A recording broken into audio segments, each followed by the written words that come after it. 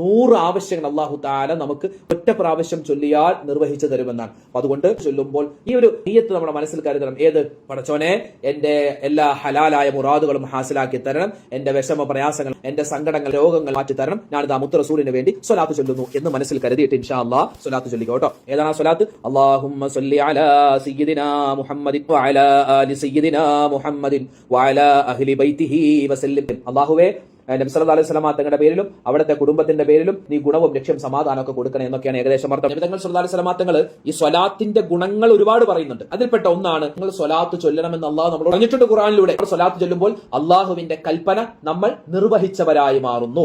ഒരുപാട് നിഅമത്ത് അള്ളാഹു തആല അവനിക്ക് കൊടുക്കുമെന്നാണ്. 10 പദവികൾ ഉയർത്തിക്കൊടുക്കും, 10 ഗുണങ്ങൾ നമുക്ക് രേഖപ്പെടുത്തുന്നു, 10 പാപങ്ങൾ നമ്മുടെ പൊറുക്കപ്പെടുന്നു. മറ്റൊരു ഹദീസിൽ കാണാം, അവൻ ഒരു സ്വലാത്ത് ചൊല്ലിയാൽ അവന്റെ 100 ആവശ്യങ്ങൾ അല്ലാഹു തആല നിറവേറ്റി കൊടുക്കും. അതിൽ 30 ആവശ്യങ്ങൾ ദുനിയാവിലെ, 70 ആവശ്യങ്ങൾ നാളെ ആഖിറത്തിലെ. നബി സല്ലല്ലാഹു അലൈഹി വസല്ലം തങ്ങളുടെ ശഫാഅത്ത് കിട്ടുന്നു. നമ്മുടെ പ്രയാസ പ്രതിസന്ധികൾക്കുള്ള പരിഹാരമാണ്.